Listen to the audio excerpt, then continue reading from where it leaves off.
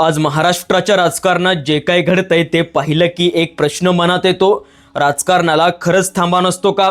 अजित पवार गेले, अवघे 2-3 दिवस झालेत, दुखवाटा संपलेला नाही, कुटुंब सावरलेत, कार्यकर्ते सावरले धक्क्यात आहे.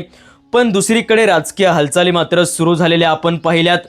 बैठका, भेटीगाठी, चर्चा, कोणी काय पद घेणार, पक्षाची धुरा कोणाकडे जाणार, पुढचं नेतृत्व कोण करणार, हे सगळं ऐकायला थोडं कठोर वाटतं. पण राजकारणाचं वास्तव असंच असतं. भावना वेगळा, सत्ता वेगळी. आता एक महत्त्वाचा मुद्दा म्हणजे दोन्ही राष्ट्रवादी काँग्रेस पक्ष एकत्र येणार का? खरंच ही चर्चा आजही नाही.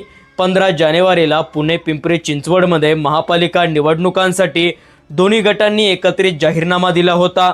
सुप्रिया सुळे आणि अजित पवार एकाच मंचावर होते, म्हणजेच दिशा आधीच ठरलेली होती. अनेक नेत्यांचं म्हणणं आहे अजित पवार स्वतः विलिनीकरणासाठी सकारात्मक होते. मग प्रश्न असा आहे, अजित पवार आपल्यात नाही, मग आता पुढं काय होणार? नवाब मलिक, नरहरी झिरवळ, शशिकांत शिंदे, अंकुश काकडे सगळे सांगतात की अजित पवारांनी प्रत्यक्ष बोलून, फोन करून एकत्र येण्याची इच्छा व्यक्त केली होती. मग प्रश्न असा पडतो, खरंच अजित पवारांची भूमिका स्पष्ट होती का?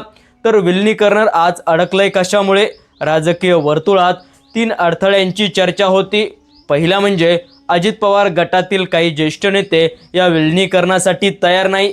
दुसरा म्हणजे शरद पवार जे नेतृत्व देतील ते सगळ्यांना मान्य होईल का? आणि तिसरा म्हणजे भाजपसोबत सत्तेत असताना हे एकत्रित येणं, विलिनीकरण होणं शक्य आहे का?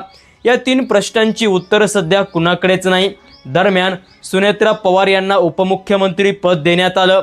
हा निर्णय चुकीचा आहे का असं कोणी म्हणत नाही, पण अनेकांना वाटतं वेळ थोडी घाईची होती. जर काही दिवस थांबले असते तर प्रत्यक्षपणे चर्चा वेगळी झाली असती. आणखी एक महत्त्वाची गोष्ट म्हणजे शरद पवार, ते फारसं बोलत नाही, पण त्यांची शांतता मात्र खूप काही सांगून जाते. मला शपथविधीची कल्पनाच नव्हती, हे वाक्य आपल्या कार्यकर्त्यांना कळून चुकलं की पवार घराण्यात काहीतरी वाद झालेला आहे. मात्र प्रत्यक्षपणे शरद पवार बाकी काहीच बोलले नाही. अंत्यविधीच्या वेळी शरद पवारांनी सुनेत्रा पवार, पार्थ पवार आणि जय पवारांनी दिलेला आधार हा फक्त भावनिक नव्हता, तो राजकीय संकेतही होता. मतभेद असले तरी कुटुंब मात्र एक आहे हे त्यांनी दाखवून दिलं. एकूण काय तर अजित पवार गेले, पण राजकारण मात्र थांबलेलं नाही.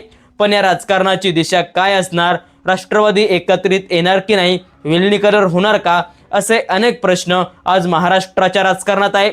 मित्रांनो, तुम्हाला काय वाटतंय नक्कीच कमेंटमध्ये लिहा आणि अशाच माहितीपूर्ण अपडेट्ससाठी आपल्या चॅनलला सबस्क्राईब करा. धन्यवाद. जय महाराष्ट्र.